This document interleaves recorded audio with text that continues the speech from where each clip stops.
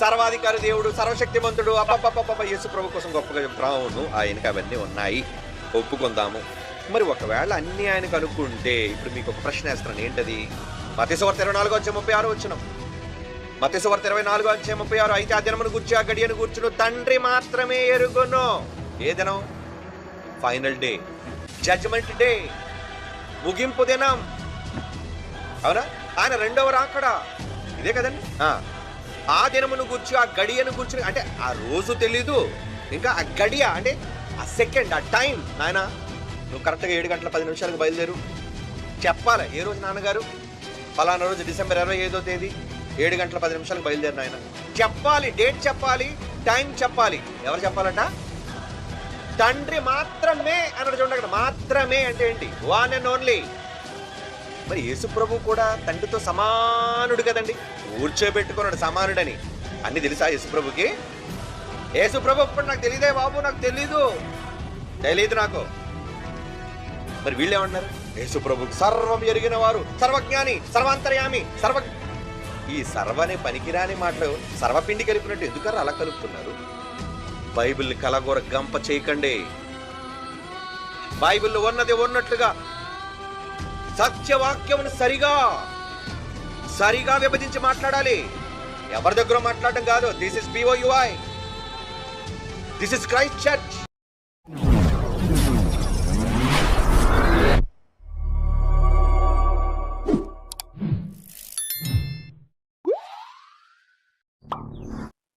ప్రభువైన యేసుక్రీస్తు నామములో ఈ యొక్క వీడియో వీక్షిస్తున్నటువంటి వీక్షకులందరికీ నా యొక్క వందనాలండి. హాయ్ ఫ్రెండ్స్, బాగున్నారా? అయితే మిత్రులారా, చూశారు కదా, BOUI సంస్థకు చెందినటువంటి డైరెక్టర్ పిడి సుందరరావు గారి యొక్క అబ్బాయి ఏ విధంగా మాట్లాడుతూ ఉన్నాడో. యేసుక్రీస్తు తండ్రితో సమానుడు కాదు, లేకపోతే యేసుక్రీస్తు చిన్న దేవుడు, లేకపోతే యేసుక్రీస్తు సర్వజ్ఞాని కాదు అని చెప్పి ఈ విధంగా మాట్లాడుతూ ఉన్నారండి. పైగా వాక్యాన్ని విభజించాలి, వాక్యాన్ని సరిగ్గా విభజించి బాగా పరిశీలనగా చదవాలి. BOI వాళ్ళు అలా చదువుతారు, బాగా చదువుతారు అని చెప్పి మాట్లాడుతూ ఉన్నారు. ఇక్కడ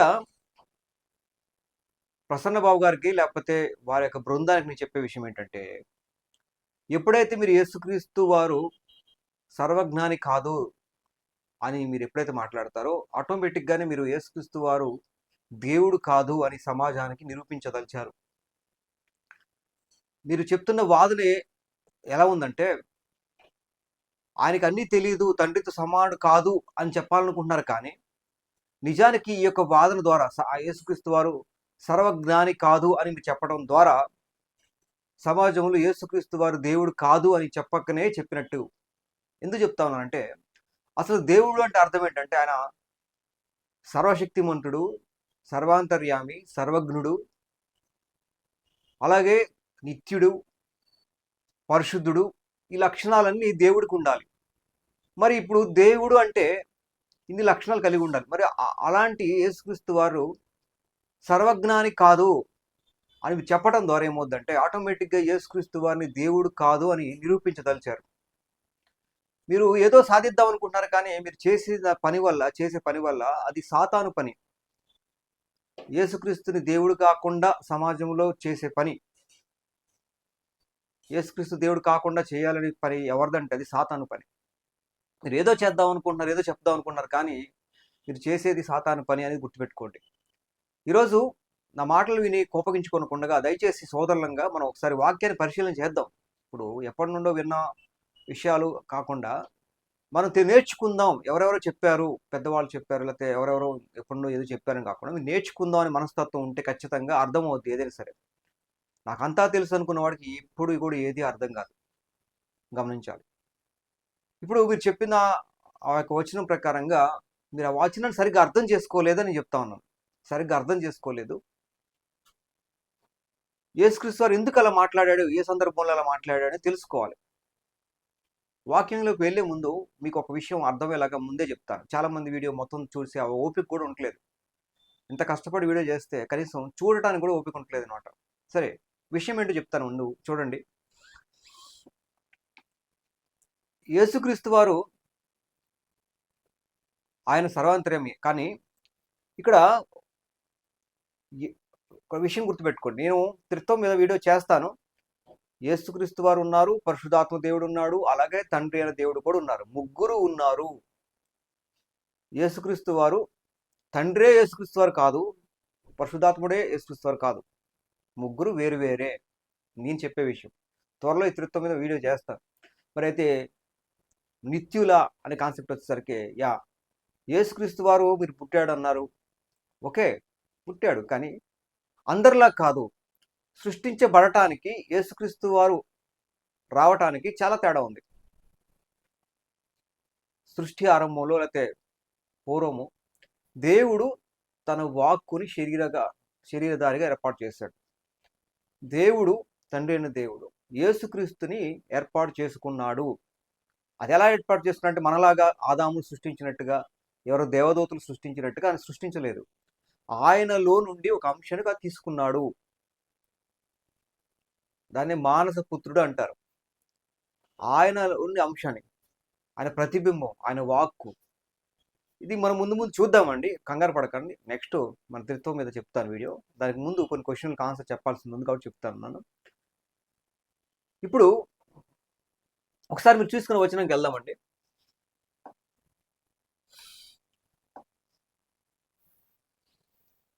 మీరు తీసుకుని వచ్చేసరికి మత్తయి సువార్త 24వ అధ్యాయము 36వ వచనం. అయితే ఆ దినమును గూర్చియు ఆ గడియను గూర్చియు తండ్రి మాత్రమే ఎరుగును గాని ఏ మనుష్యుడైనను పరలోకమందరి దూతలైనను కుమారుడైనను ఎరగరు అని ఉంది. ఇక్కడ ఇది యేసుక్రీస్తు స్వయంగా చెప్పిన మాట. ఆ దినమును గూర్చి అంటే యేసుక్రీస్తు రెండవ రాకడ గురించి కానీ ఈ లోకాంతం గురించి కానీ తండ్రి మాత్రమే ఎరుగును, కుమారుడైనను ఎరగరు, దూతలైనను ఎరగరు అని చెప్పి మాట్లాడుతూ ఉన్నాడు. ఇక్కడ గుర్తుపెట్టుకోవాలి ఇంకోటి, యేసుక్రీస్తు రెండవ రాకడ వేరు, ఈ లోకాంతం వేరు. రెండు వేరు గుర్తుపెట్టుకోండి. యేసుక్రీస్తు రెండవ రాకడ వచ్చినప్పుడే ఈ లోకాంతం అయిపోతుంది, ఈ భూమి నాశనం అయిపోద్ది అనే కాన్సెప్ట్ కొంతమంది నమ్ముతారు, కానీ అది రాంగ్. ఎందుకు ఈ మాట చెప్తా ఉన్నానంటే, యేసుక్రీస్తు వారు రెండవ రాకడ వచ్చిన తర్వాత ఎత్తబడతారు. ఆయన ఏర్పాటు చేసినటువంటి ప్రజలు ఎవరైతున్నారో, పరిశుద్ధులు ఎవరైతున్నారో వాళ్ళు ఎత్తబడతారు. విడవబడ్డ ప్రజలు ఉంటారు, ఎత్తబడ్డ వాళ్ళు ఉంటారు, విడవబడ్డ వాళ్ళు ఉంటారు. ఎత్తబడిన వాళ్ళు ఆ యొక్క పెళ్లి విందులోకి వెళ్తారు, ఆ 1000 ఏళ్ల పరిపాలనకు వెళ్తారు. విడవబడ్డ వాళ్ళు ఎవరైతున్నారో వీళ్ళు శ్రమలో మధ్యలో మనం వెళ్ళిపోతాం. ఎప్పుడు కూడా మిడ్ ట్రిబ్యులేషన్ అంటే శ్రమల మధ్యలో మన సంఘం ఎత్తబడుద్ది. ఆ యొక్క దినములు తక్కువ చేయబడాలని ప్రార్థన చేయమంటాడు దేవుడు, యేసుక్రీస్తు వారు. మత్తయి సువార్త 24 చదవాలి చక్కగా, మొత్తం చదివితే శ్రమల మధ్యలో సంఘం ఎత్తబడుతుంది. మిగతా శ్రమలు భూమి మీద ఉన్న వాళ్ళకి పడతారు, ఎత్తబడిపోతాం. తర్వాత భూమి మీద కొంతకాలం జరుగుతుంది. తర్వాత ఈ యొక్క లోకాంతం జరుగుతుంది. తర్వాత తీర్పు ఉంటుంది. మన పెళ్లి విధులకు వెళ్తాం, 1000 ఏళ్ల పరిపాలన ఉంటుంది. తర్వాత మనం కొత్త ఆకాశం కొత్త భూమిలోకి వెళ్తాం, తీర్పు జరిగినప్పుడు ఈ లోక ప్రజలకి అలాగే మనకి అందరికి కూడా తీర్పు జరిగిన తర్వాత కొత్త ఆకాశం కొత్త భూమి నూతన యెరూషలేము పట్టణం అనే కాన్సెప్ట్కి వెళ్తాం. గుర్తుపెట్టుకోండి, యేసుక్రీస్తు రెండవ రాకడ వేరు, లోకాంతం వేరు. రెండు కలిపేస్తారు. యేసుక్రీస్తు రెండవ రాకడే లోకాంతం అని కలిపేస్తారు. అది రాంగ్ అండి. సరే, సబ్జెక్టులకు వెళ్దాం, నిదానంగా అర్థం చేసుకుందాం. మంచి ప్రశ్నే కాదంట్లా, దాన్ని మనం అర్థం చేసుకోవాలి జాగ్రత్తగా. యేసుక్రీస్తు వారు ఎందుకు అలా చెప్పాడని అర్థం చేసుకోవాలి. సరే, ఇలాంటిదే ఎలా అయితే యేసుక్రీస్తు వారు ఆ గడియను గురించి నాకు తెలియదు అన్నాడు. మరి దీన్ని బట్టి యేసుక్రీస్తు వారి దైవత్వాన్ని తక్కువ చేస్తూ ఉన్నారు క్రైస్తవుల్లో కొందరు. అలాగే దీన్ని ఆసరా చేసుకుని ముస్లిమ్స్లో కొంతమంది కూడా యేసుక్రీస్తు వారు కేవలం ప్రవక్త మాత్రమే అని చెప్పి వాళ్ళు తక్కువ చేస్తూ ఉన్నారు. ఇంకా హిందువులకు వచ్చేసరికి క్రీస్తు వ్యతిరేకులు కొంతమంది ఎవరైతే ఉన్నారో వాళ్ళు వచ్చేసరికి ఇక ఈ వచనాలు బేస్ చేసుకొని యేసుక్రీస్తు వారు సర్వాంతర్యామి కాదు, సర్వశక్తిమంతుడు కాదు ఇలాగా చెప్తూ ఆయన సాధారణ మనిషిగా కూడా చెప్తూ ఆ రకంగా వాళ్ళు విమర్శించే పని చేస్తున్నారు. మంచి క్వశ్చన్, చూద్దాం, మంచి జవాబు చూద్దాం. తర్వాత ఇంకొక సేమ్ ఇలాంటిదే ఇంకొకటి కూడా ఉందండి. మార్కు సువార్త 10వ అధ్యాయం 40వ వచనం. నా కుడి వైపునను ఎడమ వైపునను కూర్చుండు నిచ్చుట నా వశములో లేదు, అది ఎవరికి సిద్ధపరచబడినో వారికే దొరుకునని వారితో చెప్పాను. ఇక్కడ కూడా నా కుడి వైపున ఎడమ వైపున కూర్చోవటం అనేది నా వశంలో లేదన్నాడు కదా అని ఇక్కడ కూడా అలా మాట్లాడుతుంది. ఇక్కడ స్పష్టంగా ఉంది ఏంటంటే అది ఎవరికి సిద్ధపరచబడినో వారికే చెందును. అంటే అది ఏదో కష్టపడి ఎంతో త్యాగంగా దేవుడికి ఇష్టమైనట్టు వాళ్ళకి మాత్రమే దక్కుద్ది అది అనే తప్ప ఆ ఉద్దేశం నాకు వశంలో లేదని కాదు. సరేనా? తర్వాత ఇలాంటి వచనం ఇంకోటి ఉంది. యోహాను సువార్త 10:29 వచనం, వాటిని నాకు ఇచ్చిన నా తండ్రి అందరికంటే గొప్పవాడు గనుక నా తండ్రి చేతిలో నుండి ఎవడు వాటిని అపహరింపలేడు. నా తండ్రి నాకంటే గొప్పవాడు అని చెప్పేసరికి తండ్రి చాలా గొప్పవాడు, యేసుక్రీస్తు వారు తక్కువ వాడు అని చెప్పడానికి ఈ యొక్క రిఫరెన్స్ కూడా తీసుకుంటున్నారు. తర్వాత యోహాను సువార్త 14:28 వచనం, తండ్రి నాకంటే గొప్పవాడు అని చెప్పి ఇక్కడ కూడా ఉంది. కాబట్టి యేసుక్రీస్తు వారే స్వయంగా చెప్పాడు తండ్రి ఎక్కువ గొప్పవాడు, యేసుక్రీస్తు వారు చిన్న దేవుడు లేకపోతే తక్కువ, తండ్రితో సమానుడు కాదు అంటాను కూడా ఈ వచనాలు తీసుకుని ప్రస్తావిస్తా ఉన్నారు. ఇక్కడ గమనించాలి, ఎప్పుడైనా సరే దేవుడు అంటే ఆయన సర్వశక్తిమంతుడు ఉంటాడు తప్ప కొంచెం శక్తి ఎక్కువ శక్తి ఇలా ఉండదు. దేవుడు అంటే సర్వశక్తిమంతుడై ఉంటాడు. దేవుడు అంటే కొన్ని విషయాలు తెలియకుండా కొన్ని విషయాలు తెలిసి అలాంటి విషయాలు ఉండవండి. దేవుడు అంటే ముందు అసలు నిర్వచనం తెలుసుకోండి. దేవుడు అంటే అసలు అర్థం ఏంటో తెలుసుకోవాలి. ఎప్పుడైనా సరే దేవుడు అంటే ఆయన ఖచ్చితంగా కొన్ని విషయాలు తెలిసి కొన్ని విషయాలు తెలియకుండా ఉంటాం, లేకపోతే కొంత శక్తి ఉండి తక్కువ శక్తి ఉండి ఎక్కువ శక్తి ఉండకపోవటం, ఇలాంటివి ఉండవండి. దేవుడు అంటే పరిపూర్ణంగా అన్ని కలిగి ఉన్నవాడిని దేవుడు అంటారు. విషయం గుర్తుపెట్టుకోండి. సరే, యేసుక్రీస్తు వారు వాళ్ళు ఎందుకు పలికారు? వెళ్దాం ఒకటి వెళ్దాం. చూడండి, యోహాను సువార్త 5:18 వచనం ప్రకారంగా ముందు తను దేవునితో సమానుడుగా చేసుకొనెను విశ్రాంతి దినానికి ప్రభువుని అని చెప్పి యేసుక్రీస్తు వారు దేవునితో సమానుడుగా చేస్తున్నాడు. అంటే యేసుక్రీస్తు వారు దేవుడు అని మనకి బైబిల్లో వచనాలు కనపడుతున్నాయి. మరి దేవుడు కాదనే వాళ్ళు కూడా ఈ రిఫరెన్స్ బేస్ చేసుకుని చెప్తా ఉన్నా. దేవుడు ముందు గుర్తుపెట్టుకోండి. తర్వాత యెషయా గ్రంథం 9:6 వచనం ప్రకారంగా ఏలయనగా మనకు శిశువు పుట్టిన కాన్సెప్ట్ మీకు తెలిసిందే. ఆయన భుజం మీద రాజ్యభారం ఉండును, ఆశ్చర్యకరుడు, ఆలోచనకర్త, బలవంతుడైన దేవుడు, నిత్యుడకు తండ్రి, సమాధానకర్త యొగు అధిపతి అని చెప్పి యేసుక్రీస్తు వారి పేరు. ఇక్కడ ఏముంది? బలవంతుడైన దేవుడు, నిత్యుడకు తండ్రి.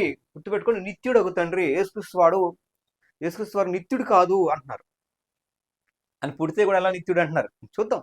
ఇప్పుడు ఆయనలో నుండి వస్తే దేవుడు నిత్యుడైతే కనుక ఆయనలో వచ్చిన వాళ్ళు నిత్యుడే అవుతారు. అందరూ ఆయనలో వచ్చిన వాళ్ళు కాదు, గుర్తుపెట్టుకోండి. దోతలు మనం ఆయనలో వచ్చిన వాళ్ళు కాదు, మనం సృష్టించబడ్డ వాళ్ళం. యేసుక్రీస్తు వారు ఆయనలో నుండి వచ్చిన వాడు, ఆయన ప్రతిబింబం, ఆయన వాక్కు.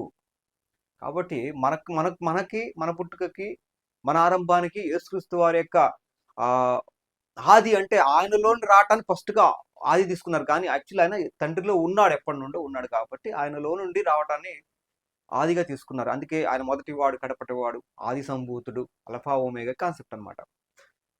ఉన్నవాడు అనువాడు వేరు, వర్తమాన భూత భవిష్యత్ కాలంలో ఉన్నవాడు అనువాడు తండ్రిగా, యేసుక్రీస్తు వారికి వచ్చేసరికి మొదటివాడు, కడపటివాడు, ఆది సంభూతుడు. ఈ వచనాలు మనం వేరు చేసుకుని చక్కగా అర్థం చేసుకుంటే అర్థం అవుతుంది. అలా యేసుక్రీస్తు వారికి మొదలు ఉందిగా, యేసుక్రీస్తు వారికి ఆది ఉంది, మొదటివాడు. కాబట్టి యేసుక్రీస్తు వారు నిత్యుడు కాదన బాకండి. ఎందుకంటే యేసుక్రీస్తు వారు మానస పుత్రుడు, తండ్రి యొక్క మానస పుత్రుడు. తండ్రి కుమారుడుగా వచ్చాడు. అలాగే తండ్రి కుమారుడు వేరు. తండ్రి కుమారుడుగా వచ్చాడు. తండ్రి యొక్క ఆత్మే పరిశుద్ధాత్మ. వేరుగా ఉన్నారు, గుర్తుపెట్టుకోండి. కానీ ఆయనలో నుండి రావటం వేరు, ఆయన ద్వారా సృష్టించబడటం వేరు. యేసుక్రీస్తు సృష్టించబడ్డ దేవుడు కాదు, కానీ ఆయనలో నుండి వచ్చిన వాడు, ఆయన ప్రతిబింబం, ఆయన స్వరూపం. ఆయన యేసుక్రీస్తుని చూస్తే తండ్రి చూసినట్టే. తండ్రి యొక్క స్వరము, తండ్రి యొక్క మాట, యెహోవా వాక్కు, ఆయన యొక్క వాక్కు, ఆయన వాక్యము, ఇదంతా మీరు అర్థం చేసుకుంటే అర్థం అవుద్ది. సరే, ఇక్కడ గమనించండి, యేసుక్రీస్తు వారు నిత్యుడు స్వయంగా బైబిల్ చెప్తా ఉంది. మనం నిత్యుడు కాదు అనకూడదు దయచేసి. యేసుక్రీస్తు వారు నిత్యుడు, అలాగే బలవంతుడైన దేవుడు అని చెప్పి బైబిల్ స్పష్టంగా చెప్తోంది. కాబట్టి సర్వశక్తిమంతుడు యేసుక్రీస్తు వారు అని కూడా మనకి స్పష్టంగా అర్థమవుతుంది. తర్వాత కనుక గమనిస్తే చూడండి, ఇప్పుడు మనం వచ్చినానికి వెళ్దాం. మత్తయి సువార్త 24:36 వచనం, తండ్రి మాత్రమే ఎరుగునన్నాడు. యేసుక్రీస్తు వారు ఈ వచనం తీసుకొచ్చారు. సరే, ఇక్కడ గమనించండి, రెండు వేరు చెప్పాను. చూడండి, ఈ సందర్భంలో మత్తయి సువార్త 24 3వ వచనం కనుక గమనిస్తే, రాకడను గూర్చి ఈ యుగ సమాప్తి గూర్చి రెండు సూచనలు అడుగుతా ఉన్నారు. నీ రాకడను ఈ యుగ సమాప్తికి రెండు సూచనలు వేరువేరండి. రెండు సూచనలు కలిపి చెప్పాడు యేసుక్రీస్తు వారు. అందుకనే కొంతమంది ఏమంటారంటే ఈ యొక్క యేసుక్రీస్తు రాకడ విఫలం అయిపోయింది అని చెప్తా ఉన్నారు. యేసుక్రీస్తు రాకడ విప్లవం అయిపోవటం కాదు స్వామి. ఇక్కడ చూడండి అదే మత్తయి సువార్త 24వ అధ్యాయంలో క్లియర్‌గా ఉంటుంది. మత్తయి సువార్త 24:15 ప్రకారంగా ప్రవక్త అయిన దానియేలు ద్వారా చెప్పబడిన నాశనకరమైన హేయ వస్తువు పరిశుద్ధ స్థలం ముందు నిలుచుట మీరు చూడగానే అని చెప్పి ఉంది. అంటే పరిశుద్ధ స్థలములో నిషిద్ధ వస్తువు, అపరిశుద్ధ వస్తువు, లేకపోతే యాంటీ క్రైస్ట్ ఇలాంటి వాడు కూర్చోవాలి అని బైబిల్ చెప్తోంది. యేసుక్రీస్తు స్వయంగా చెప్పిన మాట దానియేలు గ్రంథంలో. అలాగే పౌలు గారు కూడా యేసుక్రీస్తు రాకడ ఇప్పుడే వస్తుందని కాదు, ఈ దానియేలు ప్రవచనం నెరవేర్చబడాల్సి ఉందని చెప్పి, అది ఇంకా నెరవేర్చబడాల్సింది ఉంది. పరిశుద్ధ పట్టణం, నూతన యెరూషలేము పట్టణంలో, నూతన మందిరంలో ఈ యొక్క యాంటీ క్రైస్ట్ అనేవాడు రావాలి. ఇది కాన్సెప్ట్ యేసుక్రీస్తు. కాబట్టి యేసుక్రీస్తు రాకడ విప్లవం అనే వాళ్ళు కూడా తప్పు. ఈ యొక్క వచనం ఇంకా జరగాల్సింది ఉంది, ప్రవచనం జరగాల్సి ఉంది. మిగతా సూచనలు అనమాట. సరే, ఇప్పుడు గమనించాలి. ఇప్పుడు ఎందుకు అన్నాడు యేసుక్రీస్తు వారు అలాగా? ఆయన రాకడ గురించి ఆయనకు తెలియదని ఎందుకు అన్నాడంటే చూద్దాం.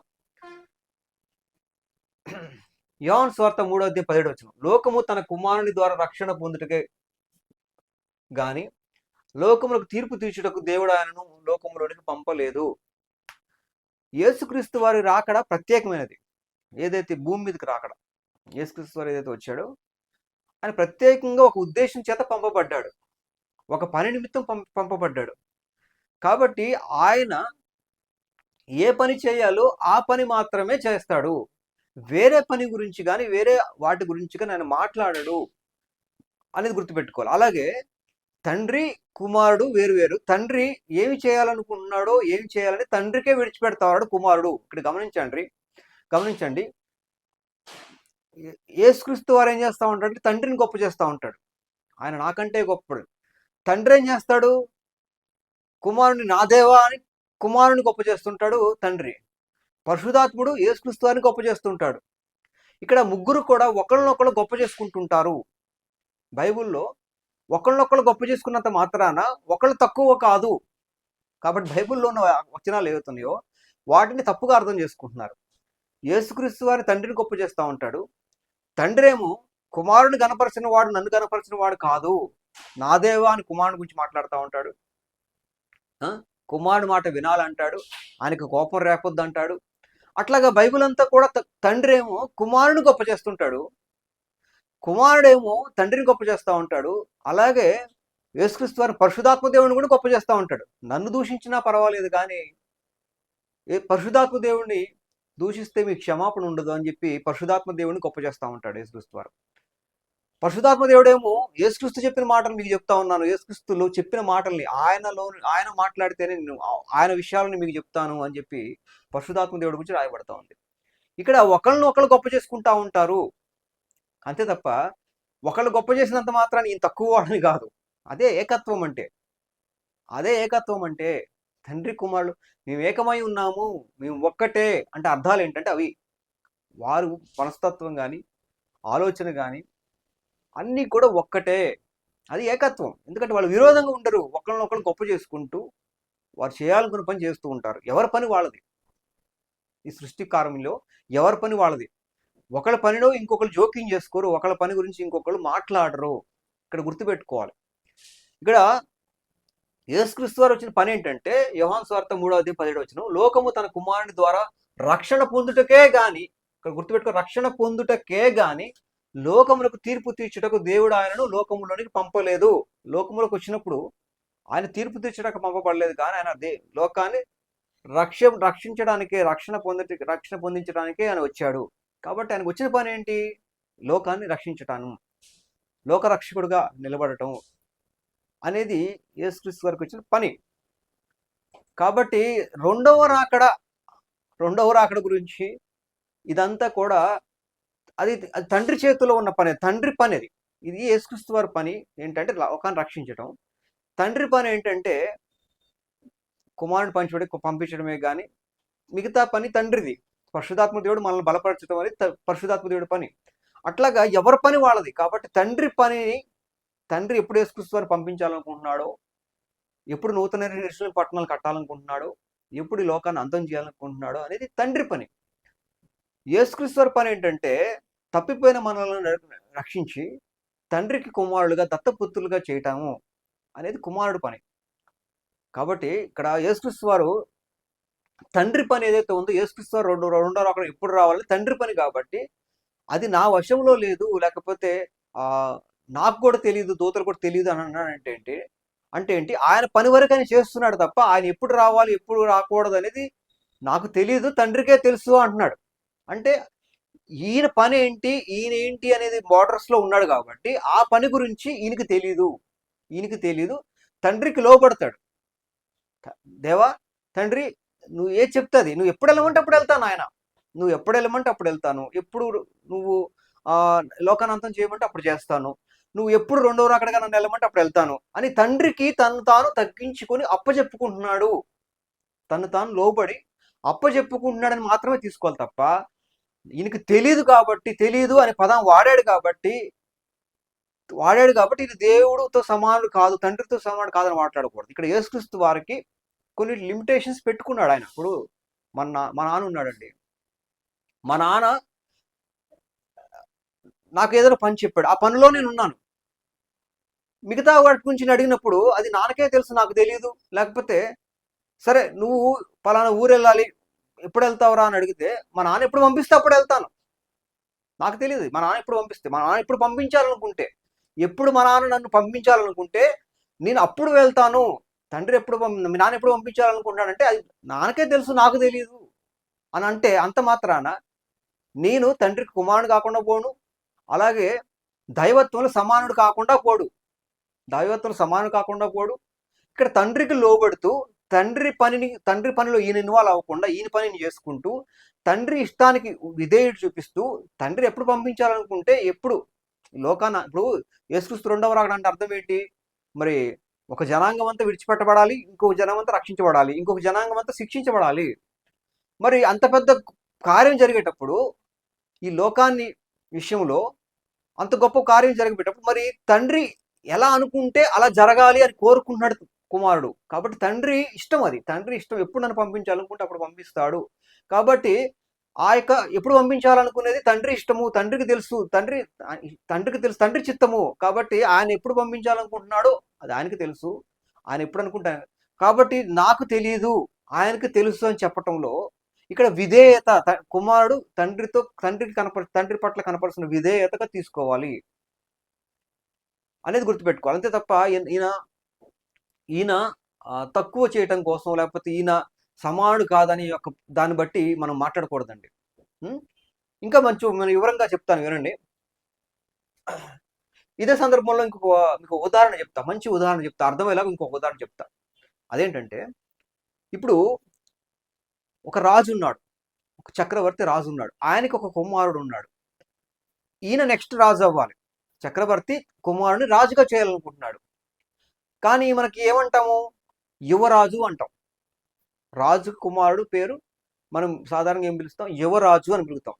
ఇప్పుడు యువరాజుకి ఉండే శక్తి సామర్థ్యాలు కానీ, అంటే ఆయన పవర్స్ కానీ, ఆయన పనులు కానీ ఎంతవరకు లిమిటేషన్స్, అంతవరకు లిమిటేషన్స్ అనేది ఒక సమయం వరకు, ఒక స్థాయి వరకు ఉంటాయి. అలాగని తండ్రిని కుమారుడు అడిగితే, యువరాజు అడిగితే తండ్రి కాదనకుండా ఏదైనా చెప్పగలడు, ఏదైనా చేస్తాడండి. సర్వాధికారము కుమారుడికి ఉంటుంది, యువరాజుకు ఉంటుంది. కానీ యువరాజు ఎంత లిమిట్స్ లో ఉండాలో అంత లిమిట్స్ లో ఉంటూ చక్రవర్తి లేదా అప్పుడు రాజుగా ఉన్న అతనికి విధేయుడిగా ఉంటాడు. ఈయన యువరాజుగా ఉన్నప్పుడు ఎంత పని చేయాలో అంతవరకే చేస్తాడు, అంతవరకే మాట్లాడతాడు, చక్రవర్తికి అప్పచెప్తాడు. ఈయన రాజు అవ్వాలి. ఈయన రాజు అయినప్పుడు యువరాజు రాజు అయ్యాడు అనుకోండి. యువరాజు రాజు అయిన తర్వాత అప్పుడు ఇతను ఏ నిర్ణయం, రాజ్యం విషయంలో ప్రతి విషయంలో ఈయన ఏ నిర్ణయం అయినా తీసుకోవచ్చు. ఈయన యువరాజుగా ఉన్నప్పుడు దేశంలోకి సంబంధించిన విషయాలు, అన్ని విషయాల్లో, ప్రతి విషయాల్లో ఈయన ఇన్వాల్వ్ అవ్వడు, కొన్ని విషయాల్లో ఇన్వాల్వ్ అవుతాడు. ఈయనకంటే కొన్ని లిమిటేషన్స్ అనేది ఆటోమేటిక్గా ఉంటాయి. లిమిటేషన్స్ ఉన్నాయి కదా అని చెప్పి నువ్వు చిన్న రాజువి, నేను ఆయన్ని ఎక్కువ గౌరవిస్తా, నేను తక్కువ గౌరవిస్తా, లేకపోతే నువ్వు చిన్నోడివి అని పెద్దోడివి, ఇలాంటి మాటలు మాట్లాడకూడదు. ఎందుకంటే ఈయన ఆ రాజుతో సమానమైన రాజు. కానీ ఈయన స్వయంగా రాజు అయ్యేంత వరకు అప్పుడు దాకా ఈయన కొన్ని లిమిటేషన్స్ ఉంటాయి. తండ్రిని గౌరవిస్తూ మాట్లాడతాడు, తండ్రి చెప్పిన దాని కింద ఉంటాడు, ఆజ్ఞల్లో, ఆయన నిబంధనల్లో, ఆ పద్ధతుల్లో ఈయన ఉంటాడు. కాబట్టి మనం డిఫరెన్స్ చేసేస్తూ ఏం చేయాలంటే, ఈయన చిన్న దేవుడు అని, పెద్ద దేవుడు, ఇంక అధికారం తక్కువ, దీనికి మొత్తం తెలియదు, ఇలాంటి మాటలు మాట్లాడకూడదండి. యేసుక్రీస్తు వారు మనకి ఆయన యేసుక్రీస్తు వారు నూతన యెరూషలేము పట్టణమైనప్పుడు ఆయన రాజుగా ఉంటాడు, మిగతా అప్పుడు యువరాజు కింద తీసుకోవాలి. మీకు అర్థమయ్యేలాగా బైబిల్ వచ్చిన చూపిస్తూ నేను చెప్పిన ఏదైతే ఉపమానం ఉందో లేకపోతే ఆ యొక్క అర్థమవటానికి తీసిన ఉదాహరణ ఏందో అది బైబిల్ వాక్యానుసారంగా నేను చూపిస్తాను చూడండి. సరే, ఇక్కడ నేను ఈ వచనం ఎందుకు తీసుకున్నానంటే, కుమారుడి ద్వారా రక్షణ పొందుటకే గాని లోకంలో తీర్పు తీర్చుటకు దేవుడు ఆయన పంపలేదు. అంటే యేసుక్రీస్తు వారికి ఒక కొన్ని ఏ పని నిమిత్తం పంపించబడ్డాడు ఆ పని తప్ప మిగతా పని విషయంలో కాదు. ఈ యొక్క పని విషయంలో పంపించబడ్డాడు అంటే కొన్ని లిమిటేషన్స్ తో ఆయన భూమి మీదకి వచ్చాడు అనేది గుర్తుపెట్టుకోవాలి. తర్వాత ఇదే దాంట్లో యోహాను సువార్త 5:23 తండ్రిని కనపరచున్నట్లుగా అందరూ కుమారుని కనపరచవలనని తీర్పు తీర్చుటకు సర్వాధికారం కుమారునికి అప్పగించి ఉన్నాడు. యేసుక్రీస్తు వారికి సర్వాధికారం ఉంది, కానీ ఆ అధికారాన్ని ఉపయోగించని తీర్పు తీర్చే పని చేయకూడదు. యేసుక్రీస్తు వారు భూమి మీద సర్వాధికారం ఉంది, కానీ తీర్పు తీర్చకూడదు. ఆయన వచ్చిన పని ఏంటి? రక్షించడానికి మాత్రమే వచ్చాడు. అంటే ఆయనకు సర్వాధికారం ఉంది. ఇప్పుడు రెండవ రాకడ ఎప్పుడు వెళ్ళాలి అనేది విషయం తండ్రిని అడిగితే చెప్పడా, కుమారుడు చెప్పడా? కానీ ఈయన అడగడు. ఎందుకంటే ఆయన ఇష్టానికి లోబట్టుతాడు. నువ్వు ఎప్పుడు చెప్తే అప్పుడు వెళ్తానయ్యా, అది ఆయన తండ్రికి తెలుసు, నాన్నకు తెలుసు, ఆయన ఎప్పుడు చెప్తే అప్పుడు వెళ్తాను అని చెప్పిన సందర్భం అనమాట, అంతవరకే. అది విధేయత కింద కుమారుడికి తండ్రికి మధ్యలో ఉన్న ప్రేమానుబంధాలకి, విధేయతకి, ఆ లిమిటేషన్స్కి, లేదా అధికారానికి, లేదా తండ్రికి లోబడి ఉండటానికి మాత్రమే తీసుకోవాలి తప్ప, ఇక్కడ ఆ మాట అన్నాడు కదా అని చెప్పి ఈయన సర్వజ్ఞాని కాదు, ఈయన సర్వశక్తిమంతుడు కాదు, ఈయన చిన్న దేవుడు, సమానుడు కాదు, ఈ పదాలేం తప్పు కదా. ఇంకొంచెం వివరంగా చూపిస్తా చూడండి. ఓకే, ఈయనకు సర్వాధికారం ఉన్నా సరే ఈయన తీర్పు తీర్చకూడదు. ఏంటంటే ఈయన కేవలం రక్షించడానికి వచ్చాడు. వెళ్దాం. ఇప్పుడు చూడండి, యోహాను సువార్త 17:2 చూడండి. సర్వశరీరుల మీద ఆయనకి అధికారం ఇచ్చితివి. అంటే అందరి మీద ఆయనకు అధికారం ఉంది, కానీ ఆయన వచ్చిన పని వరకే చూసుకుంటాడు. ఏంటి? రక్షించడం అని పని. అంతేగాని అధికారం ఉంది కదా, సర్వాధికారం ఉంది కదా, తీర్పు తెచ్చడం లేకపోతే ఆయనకి ఏదైతే లిమిటేషన్స్ లో ఏ పని నిమిత్తం పంపించబడ్డాడో అంతవరకే ఉంటాడు యేసుక్రీస్తు వారు. ఆ బోర్డర్స్ ని పాటిస్తాడు, ఆ యొక్క నియమాలను పాటిస్తాడు, ఆ ఆజ్ఞలు పాటిస్తాడు, ఆ పరిధికి బద్ధుడై ఉంటాడు తప్ప ఆ పరిధి దాటి యేసుక్రీస్తు వారు ప్రవర్తించాడు. చూద్దాం. యోహాను సువార్త 17:4 చేయుటకు నీవు నాకు ఇచ్చిన పని నేను సంపూర్ణంగా నెరవేర్చి భూమి మీద నిన్ను మహిమపరిచితి. అంటే ఏదైతే తండ్రి పంపించాడో కుమారుడికి ఆ పని మొత్తం చేశాడు. ఏదైతే తండ్రి కుమారుడికి పంపించాడో ఆ పని మొత్తం చేశాడు అని అర్థమవుతోంది. తర్వాత ఇప్పుడు చూడండి, యేసుక్రీస్తు వారి పని ఏంటి? యేసుక్రీస్తు వారి పని ఏంటి అంటే కనుక ప్రకటన గ్రంథం 1:6 కనుక చూస్తే, ఆయన మనలను తన తండ్రి యగు దేవునికి ఒక రాజ్యముగాను యాజకులుగాను చేశాను. మనం ఏదైతే కోల్పోయామో దాన్ని తిరిగి తీస్తూ దేవునికి దత్తపుత్రులుగా చేస్తూ దేవునికి ఆయన మనల్ని తన తండ్రి యగు దేవునికి ఒక రాజ్యముగాను యాజకులుగాను చేశాడు. అంటే రాజ్యముగా దేవుడికి ఒక రాజ్యముగా యాజకులుగా చేశాడు. దేవుని యొక్క దాసుడుగా, ఆయన యొక్క పనివాడిగా, లేకపోతే ఆయన చెప్పిన పని కోసం నియమించబడ్డ వ్యక్తిగా, సేవకుడుగా యేసుక్రీస్తు వారు ఏం చేశాడంటే మనలను తండ్రికి దేవుడికి ఒక రాజ్యముగాను యాజకుడుగా చేశాడు. మనల్ని అంతా సిద్ధపాటు చేశాడు, రక్షించాడు.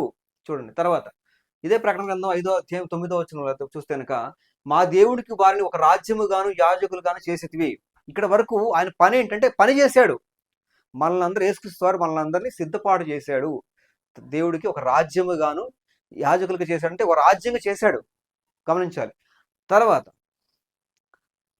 చేసిన తర్వాత ఏమైందని చూడండి. ఇప్పుడు యేసుక్రీస్తు రెండవ రాకడ వచ్చింది. యేసుక్రీస్తు రెండవ రాకడ వచ్చిన తర్వాత ఎత్తబడారు. ఇదే మొదటి పునరుత్థానము. ఈ మొదటి పునరుత్థానంలో పాలు గలవారు ధన్యులు, పరిశుద్ధులై ఉందురు. ఎవరైతే యేసుక్రీస్తు వారు రెండవ రాకడ ఎత్తబడతారో అది మొదటి పునరుత్థానము, వాళ్ళు పరిశుద్ధులై ఉందురు. ఇట్టి వారి మీద రెండవ మరణమునకు అధికారం లేదు.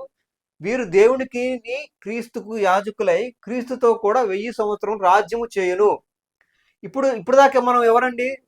ఇప్పుడు దాకా మనలను ఎవరికి యాజకులుగా చేశాడు చూడండి. మన దేవుడికి వారిని ఒక రాజ్యముగాను యాజకులుగా చేశాడు.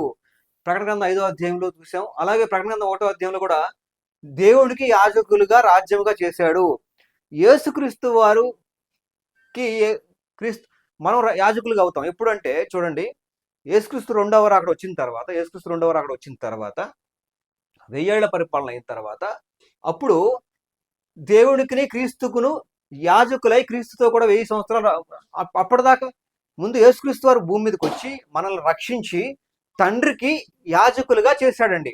తండ్రికి యాజకులుగా చేశాడు. యేసుక్రీస్తు అంటే నేను చెప్పేది అది కదా. ఆయన యువరాజుగా రాజుకి సేవకుడుగా యువరాజుగా ఆయన దేవుడు అప్పచెప్పిన పని చేసి మనల్ని అందరినీ కూడా తండ్రికి యాజకులుగా చేశాడు. యువరాజు రాజుకి సేవకుడుగా మారి ఆయన పని చేశాడు.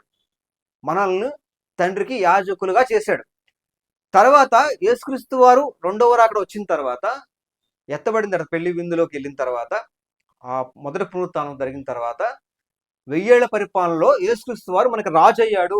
గుర్తుపెట్టుకోండి. ఇక్కడ ఏమయ్యాడు? ఆ రాజు అవ్వటం వల్ల వీరు దేవునికి క్రీస్తుకును యాజకులై క్రీస్తుతో కూడా 1000 సంవత్సరం రాజ్యము చేయుదురు. అంటే క్రీస్తుకు యాజకులుగా అయ్యాము, దేవుడికి క్రీస్తుకు యాజకులు అయ్యాము. ముందు క్రీస్తు దేవుడికి యాజకులుగా చేశాడు, తర్వాత దేవుడు క్రీస్తుకు యాజకులుగా మనం చేశాడు.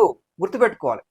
ముందుకు యేసుక్రీస్తు వారు తండ్రికి యాజకులుగా చేశాడు, తర్వాత దేవుడు క్రీస్తుని రాజు చేసి మనల్ని క్రీస్తుకు యాజకులుగా చేశాడు. చేసిన తర్వాత 1000 సంవత్సరాల రాజ్యము చేయుదురు. అప్పుడు యేసుక్రీస్తు వారు రాజు అయ్యాడు, మనకి రాజు అయ్యి మనం 1000 సంవత్సరాల పరిపాలన చేస్తాము అని చెప్తున్నా. అంటే ఇప్పుడు చూడండి, యేసుక్రీస్తు వారు ఇప్పుడు రాజు అయ్యాడు. యేసుక్రీస్తు వారు యువరాజు కాస్త రాజు అయ్యాడు. కాబట్టి అప్పుడు అంతకుముందు యేసుక్రీస్తు వారు రెండవ రాకడ వెళ్ళాలన్నా, భూమి మీద ప్రజలందరూ తీసుకురావాలన్నా, ఏదైనా సరే తండ్రి ఇష్టానికి అప్పచెప్పాడు. ఆయన ఎప్పుడే పంపిస్తే, ఆయన ఎప్పుడు వెళ్ళమంటే అప్పుడు వెళ్తాను అని తండ్రికి విధేయుడై తండ్రికి ఆ యొక్క విషయాన్ని విడిచిపెడుతున్నాడు. కాబట్టి తండ్రికే తెలుసు ఎప్పుడు వెళ్ళాలో ఎప్పుడు వెళ్ళకూడదు, తండ్రికే తెలుసు. ఆయన పంపినప్పుడు నేను వెళ్తాను, నాకు తెలియదు ఎప్పుడు వెళ్ళాలని ఎప్పుడు రావాలో నాకు తెలియదు, ఆయన తండ్రికే తెలుసు. అంటే తండ్రికి విధేయుడు, తండ్రికి అప్పచెప్తున్నాడు. ఆ పని తండ్రిది. కుమారుడు పని ఏంటంటే తండ్రికి మనల్ని యాజకులుగా మనల్ని మన రాజ్యంగా, దేవుడి రాజ్యంగా మనల్ని సిద్ధపాటు చేసి తీసుకుని వెళ్తున్నాడు, భూమి మీద రక్షించి తప్పిపోయిన మనల్ని. కుమారుడు పని ఇది. తండ్రి పని ఈ లోకాంతమే కానీ యేసుక్రీస్తు వారు అక్కడ పంపించడమే కానీ ఇదంతా తండ్రి పని. తండ్రికి విధేయుడవి తండ్రికే తెలుసు, నాకు తెలియదు. అంటే ఇక్కడ విధేయత చూసుకోవాలి తప్ప, విధేయుడు అయ్యాడు కదా అని చెప్పి, యేసుక్రీస్తు వారు విధేయుడు అయ్యాడు కదా అని చెప్పి, ఆయన లోబడ్డాడు కదా అని చెప్పి, తండ్రి ఇష్టానికి విడిచిపెట్టాడు కదా అని చెప్పి, తండ్రి పనిగా విడగొట్టుకున్నాడు కాబట్టి అని చెప్పి దాన్ని ఈయన చిన్న దేవుడు, తండ్రితో సమానుడు కాదు, ఇలాంటి మాటలు మాట్లాడకూడదండి. అని ఏ పరిస్థితుల్లో అన్నాడు, ఎందుకు అన్నాడు అని మనం అర్థం చేసుకుంటే విషయం అర్థమవుద్ది. కాబట్టి ముందు మనం తండ్రికి యాజకులుగా దేవుడు సిద్ధపాటు చేశాడు యేసుక్రీస్తు వారు. తర్వాత రెండవ రాకడ అయిపోయిన తర్వాత అప్పుడు మనం యేసుక్రీస్తు వారు రాజు చేశాడు. యేసుక్రీస్తు వారు రాజు అయ్యి మనం ఆయనకి కూడా, క్రీస్తుకు కూడా యాజకులు అయ్యాము, 1000 ఏళ్ల పరిపాలన చేశాం. ఓకే, 1000 సంవత్సరాలు గడిచిన తర్వాత యేసుక్రీస్తు వారు అప్పుడు తీర్పు తీర్చాడు. ప్రకటన గ్రంథం 20:12 ప్రకారం అప్పుడు తీర్పు తీర్చాడు. అంటే యేసుక్రీస్తు వారు తీర్పు తీర్చాల్సింది ఎవరు? యేసుక్రీస్తు వారే. కుమారుని గణపరచాలని చెప్పి సర్వాధికారం కుమారుడికి దేవుడిచ్చాడు. ఆ విధంగానే యేసుక్రీస్తు వారు తీర్పు తీర్చాడు. ఈ లోక అంతమైన తర్వాత యేసుక్రీస్తు రెండవ రాకడ ఉంది. రెండవ రాకడ 1000 ఏళ్ల పరిపాలన ఉంది. 1000 ఏళ్ల పరిపాలన తర్వాత ఈ యొక్క భూమి అంతమవుతుంది. భూమి అంతమైన తర్వాత తీర్పు తీరుస్తాడు. తర్వాత ప్రకటన 22:12 ఇదిగో త్వరగా వచ్చుచున్నాను, వాని క్రియలు చొప్పున జీతం అద్దె ఉన్నది. ఓకే, ప్రకటన 22:13 ఏంటంటే నూతన యెరూషలేము పట్టణం. 22వ అధ్యాయం అంతా కూడా నూతన యెరూషలేము పట్టణం అని ఉంటుంది. నూతన యెరూషలేము పట్టణం చూడండి, 22:13 అల్ఫాయు ఓమేగా, మొదటి వాడును కనపడవాడును, ఇదంతా యేసుక్రీస్తు. నూతన యెరూషలేము పట్టణంకి రాజు ఎవరంటే, ఇగోండి నేను కొత్త ఆకాశమును కొత్త భూమిని చూచితిని, అల్ఫా ఓమేగా. నూతన యెరూషలేము పట్టణం ఎవరి ఆధీనంలో ఉంది? నూతన యెరూషలేము పట్టణం మన రాజు ఎవరు? యేసుక్రీస్తు వారు. ఇక్కడ గుర్తుపెట్టుకోండి, ఇప్పుడు భూమి యేసుక్రీస్తు వారు రెండవ రాకడ వచ్చేంత వరకు కూడా యేసుక్రీస్తు వారు ఒక యువరాజుగా ఉన్నాడు. ఆయన తండ్రికి రాజ్యము గాని యాజకులుగా సిద్ధపాటు చేస్తా ఉన్నాడు. తండ్రి పని ఏంటంటే యేసుక్రీస్తుని ఎప్పుడు పంపించాలి, ఈ లోకం అంతం ఎప్పుడు అవ్వాలి, ఇవంతా కూడా తండ్రి చేతిలో ఉంది. కాబట్టి తండ్రి చిత్తానికి విడిచిపెట్టి ఆయన పనికి ఆయన విడిచిపెట్టేసేసి ఈయన పనిని చూసుకుంటూ ఆయన పనిలో ఈయన ఏలు పెట్టకుండా ఆయనకే తెలుసు అని చెప్పి మాట్లాడితే ఈయన చిన్న దేవుడు అయిపోడు, అలాగే తండ్రితో సమానుడు కాకుండా పోడు. ఇది గుర్తుపెట్టుకోండి. తర్వాత యేసుక్రీస్తు వారు రెండవ రాకడకి తండ్రికి ఇష్టమైన సమయంలో, ఆయనకి నచ్చిన సమయంలో, ఆయన అనుకున్న టైంలో యేసుక్రీస్తు వారు పంపించిన తర్వాత తర్వాత 1000 ఏళ్ల పరిపాలన, అప్పుడు యేసుక్రీస్తు వారు రాజు, యేసుక్రీస్తు వారికి యాజకులు అవుతాం. అంతకుముందు తండ్రికి యాజకులుగా సిద్ధపాటయ్యాం. తర్వాత యేసుక్రీస్తు వారికి యాజకులు అయ్యాం. యేసుక్రీస్తు వారికి యాజకులైన తర్వాత యేసుక్రీస్తు వారు రాజు అయ్యాడు. రాజు కింద మనం ఉన్నాం, రాజ్యం చేశాం. తర్వాత ఈ యొక్క తీర్పు జరిగింది. తీర్పు జరిగిన తర్వాత లోకాంతం అయిపోయింది. లోకాంతం అయిపోయిన తర్వాత నూతన యెరూషలేము పట్టణం వచ్చింది. నూతన యెరూషలేము పట్టణంలో మనం యేసుక్రీస్తు వారి రాజు కింద ఉన్నాం. ఇప్పుడు గమనించండి, ఎప్పుడు కూడా గుర్తుపెట్టుకోండి, యేసుక్రీస్తు వారు భూమి మీదకి వచ్చిన పని ఏదైతే ఉందో ఆ పని లిమిటేషన్స్ లో ఉన్నాడు. కానీ యేసుక్రీస్తు వారు రెండో రాకడ ఎప్పుడు రావాలో, లోకాంతం ఎప్పుడు రావాలో తండ్రి చేతిలో పెట్టుకున్నాడు. అంటే పెట్టుకున్నాడంటే అది ఆయన పని, ఇది ఈయన పని కాదు. ఇది ఈయన పని కాదు, ఆయన పని.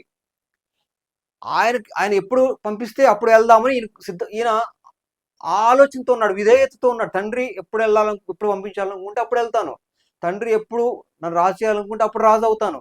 తండ్రి ఎప్పుడు ఈ లోకానంతం చేయాలనుకుంటే అప్పుడు లోకాంతం చేస్తాను అని తండ్రికి విధేయుడిగా యువరాజు ఉన్నాడు. అంత మాత్రాన మనం చిన్న దేవుడు పెద్ద దేవుడు అనకూడదండి. యేసుక్రీస్తు వారు రాజు అవుతాడు, ఆయన కింద ఉండాలి అనేది గుర్తుపెట్టుకోవాలి. ఇప్పుడు యేసుక్రీస్తు వారు తండ్రిని గొప్ప చేస్తూ ఉంటాడు, తండ్రి కుమారుని గొప్ప చేస్తూ ఉంటాడు. బైబిల్ అంతట్లో యేసుక్రీస్తు వారు పరిశుద్ధాత్మ దేవుడిని గొప్ప చేస్తూ ఉంటారు. ఒకళ్ళొకళ్ళు గొప్ప చేసినంత మాత్రాన ఇంకొకరు తక్కువ వారు అనుకోకూడదు. ఎవరి పనిలో వాళ్ళు ఉంటారు, ఎవరి లిమిటేషన్స్ వాళ్ళు ఉండి మిగతా లిమిటేషన్ వాటిలో వాళ్ళు మిగతా పనులు వేలు పెట్టరు. విధేయులుగా ఐక్యత కలిగి సమాధానం కలిగి వాళ్ళు ఉంటారు. కాబట్టి నాకు తెలియదు అన్నాడంటే దాంట్లో ఆయన విధేయత ఉంది. అది ఆయన పని, నా పని కాదు. ఆయన ఎప్పుడు వెళ్ళాలనుకుంటే అప్పుడు పంపిస్తాడు. అది ఆయనకే తెలుసు, నాకు తెలియదు అంటే ఈయన లిమిటేషన్స్ లో తండ్రికి విధేయుడిగా ఆయన ఎప్పుడు పంపిస్తే అప్పుడు వెళ్తాను, ఎప్పుడు పంపిస్తే అప్పుడు ఉంటాను, నేను అప్పుడు చేస్తాను అని విధేయత కలిగి ఉంటే అంత మాత్రాన ఈయనకి తెలియదు, సర్వజ్ఞాని కాదనకూడదండి. కొన్ని లిమిటేషన్స్ పెట్టుకొని కొన్ని పరిధుల్లో వాళ్ళు ఉంటూ విధేయత కలిగి ఒకరినొకరిలో ఆ విధంగా విధేయత కలిగి ఎవరి పనులు వాళ్ళు ఉంటే మనం అక్కడ సమానత్వాన్ని తీసివేయటం అనే కాన్సెప్ట్ చేయకూడదండి. ఇంకోటి ఏంటంటే, ఇది ఒక సందర్భంలో ఇంకోటి చెప్తా. యేసుక్రీస్తు నా అంతటా నేను ఏమీ చేయలేను అని కూడా ఇది కూడా చూపిస్తూ ఆయన సర్వశక్తిమంతుడు కాదని మాట్లాడతారు. ఇక్కడ ఆ సందర్భం ఏంటంటే, ఇక్కడ ఒక తీర్పు తీర్చడానికి యేసుక్రీస్తు వారు ఒక్కడే తీర్పు తీర్చను. చూడండి, యోహాను సువార్త 5:30 ఉంటుంది అనమాట. నా తీర్పు న్యాయమైనది. ఇక్కడ నా అంతటా నేను ఏమీ చేయలేనంటే శక్తిమంతుని కాదని కాదు, ఒక తీర్పు తీర్చడం కోసం రాయబడుతుంది. నా తీర్పు న్యాయమైనది అనే వచనాలు కనపడుతూ ఏంటంటే, చూడండి, యోహాను సువార్త 5:31-32 నా గూర్చి సాక్ష్యం ఇచ్చుచు వేరొకడు కలడు, ఆయన నన్ను గూర్చి సాక్ష్యం ఇచ్చుట సత్యమని ఎరుగుదును. ఇక్కడ చూడండి, నా అంతటా నేను ఏమీ చేయలేను అంటే తీర్పు తీర్చే విషయంలో ఆయన అంతటా ఆయనే తీర్పు తీరిస్తే అది న్యాయం కాదు, అలాంటి తీర్పే కాదు. కాబట్టి సాక్ష్యం లేకుండా ఒక న్యాయాధిపతి తీర్పు తీర్చలేడు అనే విషయాన్ని యేసుక్రీస్తు నా అంతటా నేను ఏమీ చేయాలని చెప్తూ తండ్రి నాలో ఉన్నాడు, ఆయన చెబితేనే చేస్తున్నాను. నేను తీర్పు తీర్చి అంటే నేను తండ్రి కలిపి తీరుస్తున్నాము. ఇద్దరు సాక్షులు సత్యము, ఇద్దరు కలిసి ఒక సాక్ష్యం ఉండి తండ్రి సాక్షిగా ఉండి ఈయన తీర్పు తీస్తే అప్పుడు అది సత్యం అవుతుంది. కాబట్టి తీర్పు తీర్చినప్పుడు నా తీర్పు సత్యం ఎప్పుడవుద్దంటే తండ్రితో కలిపి నేను చేస్తే కనుక సత్యం అవుద్ది అని చెప్పిన సందర్భాలు అన్నమాట. ఆ యొక్క వచనాలు అర్థం చేసుకుంటే మీకు అర్థం అవుద్ది. నా యొక్క పుస్తకం చదవండి, విమర్శకుల సత్యాలు, బైబిల్ సత్యాల పుస్తకంలో పుస్తకం పీడిఎఫ్ లింక్ డిస్క్రిప్షన్లో. ఇక ఎన్నో ప్రశ్న అంటే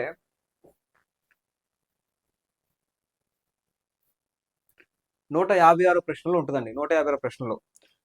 కాబట్టి నేను చెప్పే విషయం ఏంటంటే, తీర్పు తీర్చాలనుకుంటే ఇద్దరు సాక్షులు ఉండాలి. కాబట్టి తండ్రి సాక్ష్యంగా కుమారుడు తీర్పు తీస్తున్నప్పుడు నా సత్యం అవుద్ది. కానీ నేను ఒక్కడి నా అంతటా నేను సింగిల్గా నా అంతటా నేను తీర్పు తీస్తే సత్యం కాదు, నా అంతటా నేను ఏమీ చేయలేను. కానీ తండ్రి సాక్ష్యాన్ని తండ్రితో కలిపి నేను చేస్తే కనుక అది సత్యం అవుద్ది. తీర్పు గురించి, జడ్జిమెంట్ గురించినటువంటి విషయం అది. నా అంతటా నేను చేయలేనంటే సరే. ఇక్కడ ఆ గడియను గురించి, ఆ సమయం గురించి నాకు తెలియదు అన్నాడంటే యేసుక్రీస్తు వారు తండ్రి ఎప్పుడు పంపిస్తే అప్పుడు వెళ్తాను, తండ్రి ఎప్పుడు పంపిస్తే అప్పుడు వెళ్తాను, తండ్రి ఎప్పుడు లోకాంతం చేయాలంటే చేస్తాడు, నన్ను ఎప్పుడు పంపించాలనుకుంటే పంపిస్తాడు అనే విధేయతగా నేను ఎప్పుడు రావాలి, ఎప్పుడు వెళ్ళాలి తండ్రికే తెలుసు, నాకు తెలియదు అన్న పదాన్ని పట్టుకొని మీరు లాగొద్దండి.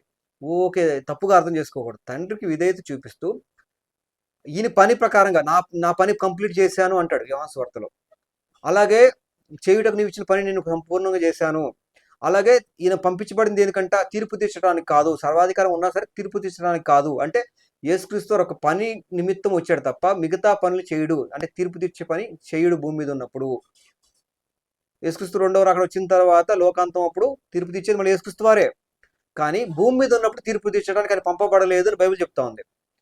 సర్వాధికారం ఉన్నా సరే. అంటే ఆయన పని ఏంటంటే రక్షించటం. తండ్రికి యాజకులుగా, తండ్రికి రాజ్యంగా చేయటానికి ప్రకటన ప్రకారంగా ఆయన పని చేశాడు. చేసేసిన తర్వాత యేసుక్రీస్తు వారు ఇక నువ్వు వెళ్ళి ప్రజలందరినీ తీసుకురా అని చెప్పినప్పుడు యేసుక్రీస్తు రెండవ రాకలో వచ్చి తీసుకుని వెళ్తాడు. తర్వాత యేసుక్రీస్తు వారిని రాజు చేసి ఆయన కింద 1000 ఏళ్ల పరిపాలన ఉన్న తర్వాత అప్పుడు దాకా తండ్రికి యాజకులుగా కుమారుడు సిద్ధపాటు చేశాడు. యేసుక్రీస్తుకి యాజకులుగా మనం అయిపోతాము. నూతన యెరూషలేము పట్టణంలో యేసుక్రీస్తు రాజ్యం కింద ఉంటాము. యేసుక్రీస్తు వారు రాజు. నేను అనేది ఏంటంటే యువరాజు లిమిట్స్ లో ఉంటాడు. తండ్రి కొన్ని లిమిట్స్ తనకు ఉంటాయి. ఎవరి లిమిట్స్ వాళ్ళకు ఉంటాయి. ఎవరి పని వాళ్ళది. కాబట్టి ఆ లిమిట్స్ ని వాళ్ళు పాటిస్తూ విధేయత కలిగి ఐక్యత కలిగి ఉంటారు. దాన్ని బేస్ చేసుకుని యేసుక్రీస్తు వారు తండ్రి ఎప్పుడు పంపిస్తే అప్పుడు వెళ్తాడు అనే ఒక భావజాలంతో ఉండబట్టి ఆ సమయమైనా ఆ గడియ నాకు తెలియదు, తండ్రి వశంలో ఉంది నాకు తెలియదు అంటే తండ్రి ఎప్పుడు పంపిస్తే అప్పుడు వెళ్తాను అని భావజాలంతో ఆయన ఉన్నాడు. అంతే తప్ప దాన్ని బేస్ చేసుకుని ఆయనకి ఎప్పుడు తెలియదు. అలాగే సర్వాధికారం ఇచ్చాడు సర్వాధికారం ఇచ్చాడు కాబట్టి ఇచ్చిన వాడు గొప్పవాడు, తీసుకున్నవాడు తక్కువ వాడు అని కూడా మనం మాట్లాడుతూ ఉంటారు. నేను అనేది ఏంటంటే అదే అంటున్నాను. యేసుక్రీస్తు వారు ఒక పని నిమిత్తము ఉన్నాడు, తండ్రి వారు ఒక పని నిమిత్తం ఉన్నారు, పరిశుద్ధాత్మ దేవుడు ఒక పని నిమిత్తం ఉన్నాడు. ఈయన పరిధి ఏదైతే ఉంది ఈ పరిధి కాకుండా ఇంకా ఎక్కువగా మొత్తం టోటల్గా అనేది తండ్రి ఇస్తున్నాడు. ఇక్కడ ఇస్తున్నాడు కాబట్టి ఆయన గొప్పవాడు తిన్నాడు కాదండి. ఇక్కడ ఈయన ఎవరో కాదు, యేసుక్రీస్తు అంటాడు తండ్రిని చూసేవాడు, నన్ను చూస్తే తండ్రి చూసినట్టు. ఈయన ఎవరో కాదు, తండ్రి నుండి వచ్చిన వాడు, యెహోవా వాక్కు, తండ్రి స్వరూపం, తండ్రి ప్రతిబింబం. ఈయన ఎవరో కాదని ప్రత్యేకించి సృష్టించబడ్డప్పుడు తండ్రి వేరు కుమారుడు వేరు అని సందర్భం. తండ్రి కుమారుడుగా వచ్చాడు. ఓకే, వచ్చిన తర్వాత వేరైపోయిన తర్వాత వేరువేరుగా ఉన్నారు. వచ్చిన తండ్రి ఎవరైతే యేసుక్రీస్తు వారి పేరుతో, అందుకే యేసుక్రీస్తు వారి పేరు యెహోవా అనే, తండ్రి పేరు యెహోవా అనే, పరిశుద్ధాత్మ దేవుడి పేరు కూడా యెహోవా. ఎందుకు వచ్చింది అంటే యెహోవా మానసపుత్రుడిగా యేసుక్రీస్తు వారిని చేసుకున్నాడు. ఆయన ఎవరో కాదు, తండ్రి కుమారుడుగా వచ్చాడని చెప్తారు. అందుకే ఇక్కడ తండ్రి వాక్కు, తండ్రి యొక్క ఆత్మ పరిశుద్ధాత్ముడు, తండ్రి ప్రతిబింబము, తండ్రి యొక్క స్వరము, తండ్రి యొక్క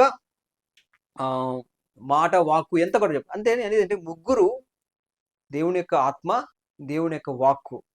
కాబట్టి ఇక్కడ వచ్చినప్పుడు మళ్ళీ వేరేగా ఏర్పడ్డప్పుడు, వేరేగా ఉన్నప్పుడు వారికి ఏదైతే లిమిటేషన్స్, ఆ లిమిటేషన్ ప్రకారం వాళ్ళు ఉంటూ వాళ్ళకి కంప్లీట్గా అధికారాలు ఇచ్చినప్పుడు అధికారం ఇచ్చాను అని చెప్పాడు. ఇప్పుడు వాళ్ళు మనలాగా సృష్టించబడ్డ వాళ్ళైతే కనుక, మనలా సృష్టించబడితే కనుక మనం నిత్యులం కాదు. ఆయన ఎప్పుడు నిత్యుడు అంటే ఆయన వచ్చాడు కదా అని చెప్పి వచ్చాడు కదా అని చెప్పి నిత్యత్వం ఆయన లోనుడు వచ్చినప్పుడు ఆయన అంతకుముందు కూడా ఆయనలో ఉన్నాడు కదా. కాబట్టి ఇలాంటి విషయాలు చాలా విషయాలు, లోతైన విషయాలు ఉన్నాయి. కాబట్టి మీరు ఇప్పుడే గుర్తుపెట్టుకోండి, యేసుక్రీస్తు నాకు తెలియదు అన్నాడంటే అర్థం ఏంటంటే తండ్రికి విధేయుడిగా మాట మాట్లాడాడు. తండ్రి ఎప్పుడు పంపిస్తే అప్పుడు వెళ్తాను కాబట్టి అది ఆయనకే తెలుసు, నాకు తెలియదు అంటున్నాడు. అంటే ఆయన ఎప్పుడు పంపిస్తే అప్పుడు వెళ్తాను అని భావజాలంతో మాట్లాడిన మాట తప్ప దాన్ని బట్టి యేసుక్రీస్తు వారికి సర్వజ్ఞాని కాదు అని చెప్తే ఆటోమేటిక్గా యేసుక్రీస్తు వారికి దేవుడు కాదని మీరు నిరూపించినట్లే. దేవుడు అనే వ్యక్తికి సర్వజ్ఞానం ఉంటుంది, సర్వశక్తిమంతుడు ఉంటుంది. కాబట్టి యేసుక్రీస్తు వారు దేవుడు కాకుండా పోతాడు. కానీ అక్కడ ఏ సందర్భంలో మాట్లాడాడు, ఏ ఉద్దేశంతో మాట్లాడాడు, ఎందుకు అలా మాట్లాడాడు అని ఆలోచిస్తే ఆయన యొక్క ప్రేమ, వాళ్ళ ఇద్దరు ముగ్గురు మధ్యలో ఉన్నటువంటి ఏకత్వము, ఇవన్నీ కూడా ఒకటి అర్థం అవుతాయండి. అంతే తప్ప మనం ఏదో చేద్దాం, బైబుల్లో ఏదో యేసుక్రీస్తు వారిని ప్రేమిస్తున్నామండి అని చెప్పి చెప్తున్న మాటలు చెప్తున్నారు. మీరు బైబిల్లో యేసుక్రీస్తు వారిని ఎంతో ప్రేమిస్తూ ఉంటున్నారు. కానీ మీ ఈ ప్రేమ వల్ల ఈ వాక్యాల్ని ఇష్టం వచ్చిన మాట్లాడబట్టి యేసుక్రీస్తు వారిని దేవుడు కాకుండా చేస్తూ ఉన్నారు. దేవుడు కాకుండా చేయటం వల్ల ఆయన సాధారణ మనిషిగా, సాధారణ ప్రవక్తగా అయిపోతాడు. ఈ యొక్క వచనాలని మీరు తప్పుగా వక్రీకరిస్తే కనుక, తప్పుగా మీరు మాట్లాడితే కనుక. కాబట్టి అర్థం చేసుకునే ప్రయత్నం చేయండి, అప్పుడు బైబిల్ చక్కగా అర్థం అవుతుంది. కాబట్టి చిన్నవాడినో ఏదో చెప్పాను కాబట్టి ఆలోచన చేయండి, ఒక మంచి నిర్ణయం తీసుకోండి. అందరికీ థ్యాంక్ యూ. ప్రైజ్ లార్డ్ అండి. వీడియో నచ్చిన వారు లైక్ చేసి, కామెంట్ చేసిన కాబట్టి పంచుకోండి, నచ్చితే కనుక షేర్ చేయండి. మరొక వీడియోతో మళ్ళీ కలుద్దాం. త్రిత్వం విషయంలో ఇంకా చాలా స్పష్టత ఇస్తాను, మళ్ళీ మాట్లాడదాం రెఫరెన్స్ పూర్వకంగా. Thank you. Praise lord.